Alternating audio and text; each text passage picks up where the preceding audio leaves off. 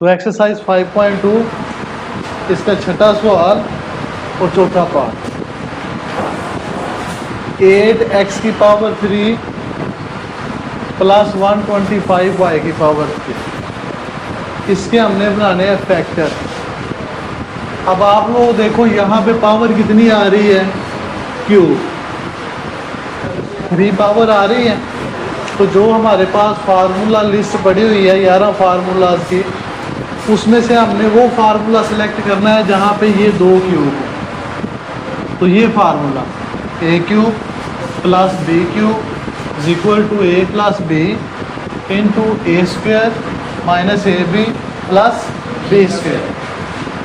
अब यहाँ पे x की पावर 3 तो मौजूद है, लेकिन उसके साथ जो कांस्टेंट 8 लिखा हुआ है, इसको भी किस पावर में लाना है? 3 पावर में। तो हम 8 के फैक्टर बना लेंगे इस तरीके से। तो 8 किस पे डिवाइड होगा? 2 पे। 2 4 ज़ा 8, 2 2 ज़ा 4 और 2 1 ज़ा 2। तो ये कितने 2 हो गए? 3। 2 की पावर 3 हो गया। इसी तरह जो 125 है, इसके भी आप लोग क्या बनाओगे? फैक्टर बनाओगे। तो 125 को 5 के टेबल पे, तो 5 2 10, 2 बचेंगे 25 बन गया। 5 5 25, 5 5 25 और 5 ही कम, तो ये कितनी पावर बन गई? 3।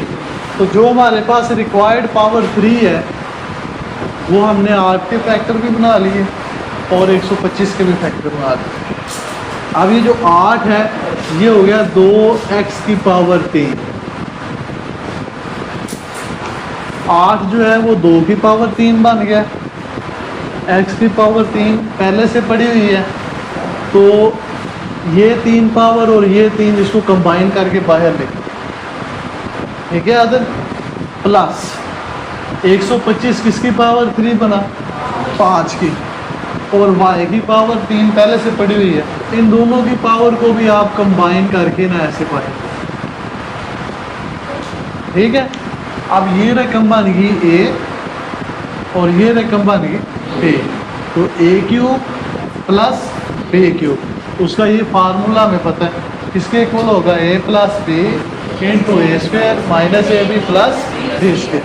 तो a plus B, a plus B, a की जगह पे हम लिखेंगे 2x प्लस b की जगह पे हम लिखेंगे 5y। a प्लस बी आ गया इंटू a का स्क्वायर यानी कि 2x का स्क्वायर, ठीक है, माइनस ए बी, a की जगह पे क्या लिखा? 2x और b की जगह पे क्या लिखा? 5y प्लस b का स्क्वायर।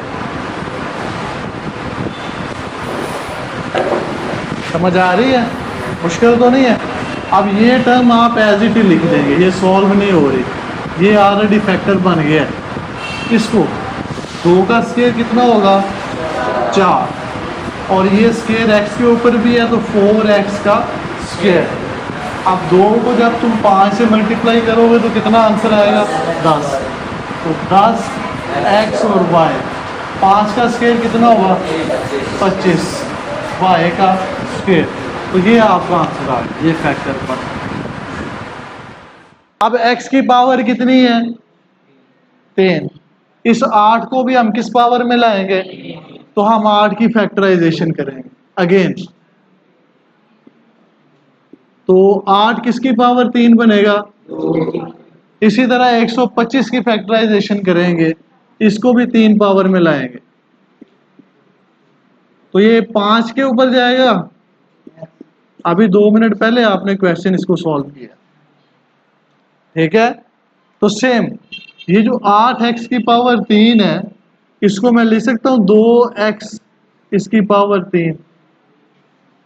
8 2 की पावर 3 हो गया और x की पावर ये जो 3 है ये कॉमन। एक चीज आपने जहन में रखनी है कि फैक्टराइजेशन के बाद जब हम ये 3 पावर लगाते हैं ना, तो इस रकम को किस में लिखना है? ब्रैकेट में। अगर आप ब्रैकेट में नहीं लिखेंगे तो वो गलत हो जाएगा। अब इस ब्रैकेट का मतलब है कि जो पावर 3 है वो 2 पे भी है और वो x पे भी है। ठीक है। अब ये वाली जो अलामत है जो क्वेश्चन में लिखी हुई है पहले से माइनस, ये एज इट आ जाएगा। 125 किसकी पावर 3 बनेगा? 5 की। तो ये हो गया 5 वाई की पावर 3। ठीक है, समझ आ रही है या नहीं आ रही? अब देखो 60 जो है इसकी फैक्टराइजेशन कर लो आप साइड पे लहदा।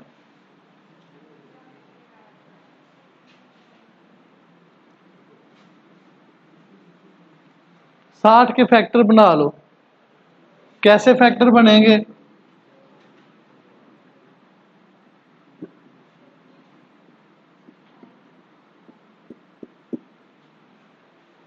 बन गया फैक्टर। इसके बाद क्या है? 150। 150 के भी आप फैक्टर बना लो।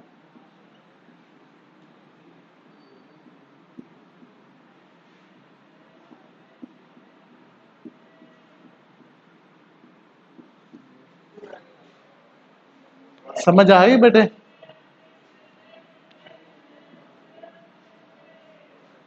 ठीक है, मुश्किल तो नहीं है।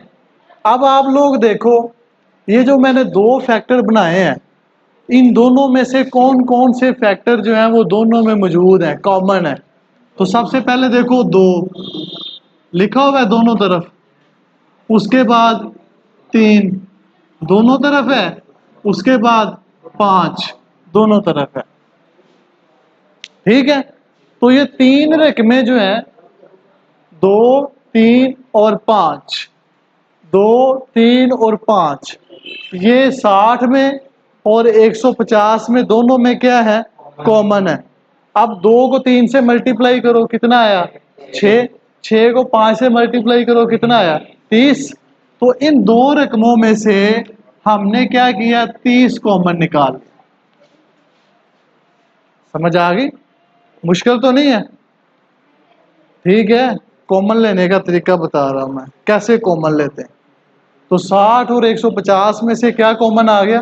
30 कॉमन आ गया। अब यहां पे x की वैल्यू है 1, 1 ही है ना पावर, और यहां पे कितनी है? 2। तो जो छोटी रकम होती है ना उसे हम कॉमन निकालते हैं। छोटी रकम पावर 1 है या 2 है? तो 1 पावर को हम कॉमन निकाल लें। अब इन दोनों में देखो, ये पावर कितनी है, ये कितनी है, तो इन दोनों में छोटी कौन सी है? तो 1 पावर आपने कॉमन निकाल ली। समझ आ गई? मुश्किल तो नहीं है। अब पहली रकम क्या है? 60। 60 में से आपने ये 3 वैल्यूज कॉमन निकाल ली है। एक वैल्यू जो 2 वाली है ना, 2 ये बच गया। इस 2 को आप पहले लिखें, जो बच गई है ना वहां, यहां पे रकम जो कॉमन नहीं आई इसको पहले लिखें। लिख लिया? अब कितने x थे? एक x बाहर आ गया, एक बच गया वो लिख लिया, और एक y था वो पहले बाहर निकाल लिया। समझ आ गई? जब हम ब्रैकेट से बाहर माइनस लिखते हैं तो अंदर की अलामत क्या हो जाती है? चेंज हो जाती है। तो ये प्लस किस में चला गया? ठीक है। अब 150 में से देखो ये 3 रकमें कॉमन निकल गई हैं। ये रकम बची ना 5, तो ये 5 हमने लिख लिया। इस x को मैंने बाहर कॉमन लिख लिया। y के 2 है, एक कॉमन आ गया है, एक बच जाएगा। यहां तक अगर नहीं समझ आई तो पूछो मेरे बच्चे। ठीक है, अब यहां पे देखो दोबारा फार्मूला बन रहा है, ए क्यूब माइनस बी क्यूब। अगर हमारे पास फार्मूला हो ए क्यूब माइनस बी क्यूब का, यहाँ पे ये जो फार्मूला लिखा हुआ है ये ए क्यूब प्लस बी क्यूब का है। अगर ए क्यूब माइनस बी क्यूब का फार्मूला हो तो ये मुझे हसन बताएगा। तो ये आ गया ए minus B into plus A B plus, तो ये फार्मूला बन गया। अब ये वैल्यू क्या बन गई और ये वैल्यू क्या बन गई? तो ये आ गया ए माइनस बी इंटू ए का square plus A B plus B का स्क्वायर।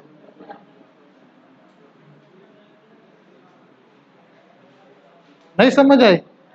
ये वाली जो रकम है, इस रकम का ये हमने फार्मूला खोला, और ये वाली जो रकम है ये एज इट साथ वैसे ही आ जाएगी, -30 XY into 2X minus 5Y।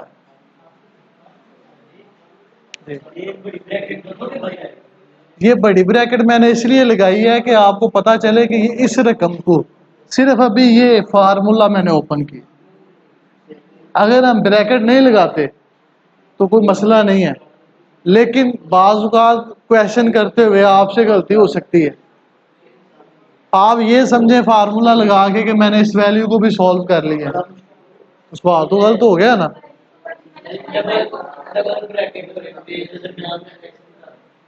तो ये ब्रैकेट आ गई ना, ये पहली रकम और ये ब्रैकेट दूसरी रकम की, ये ठीक है। और बड़ी ब्रैकेट जो है ये वाली, ये बताती है ये सारी एक ही रकम है, उसका फार्मूला, ठीक है। समझ आ रही है नहीं आ रही?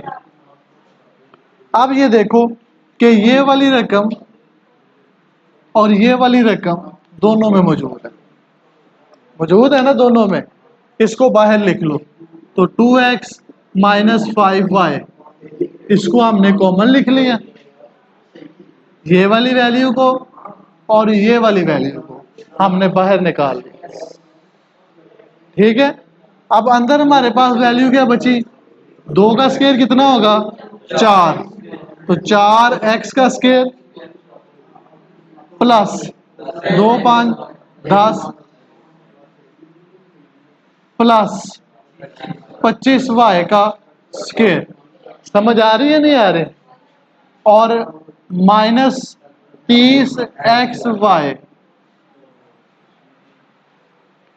माइनस ये वाली रकम, ये वाली रकम तो हमने बाहर कॉमन निकाल ली दोनों की, तो बाकी क्या बची? ये रकम बची और ये रकम बची, उसको हमने लिख लिया। समझ आ रही है? मुश्किल तो नहीं है। अब देखो ये वाली रकम जो है ना, ये एज इट है, यहां पे कितना आ गया? 4X का स्क्वायर 10XY और 30XY, तो जमा माइनस 10 में से 30 निकालेंगे, बड़ी रकम की अलामत, तो -20XY प्लस 25Y का स्क्वायर, ये आपका आंसर आ गया।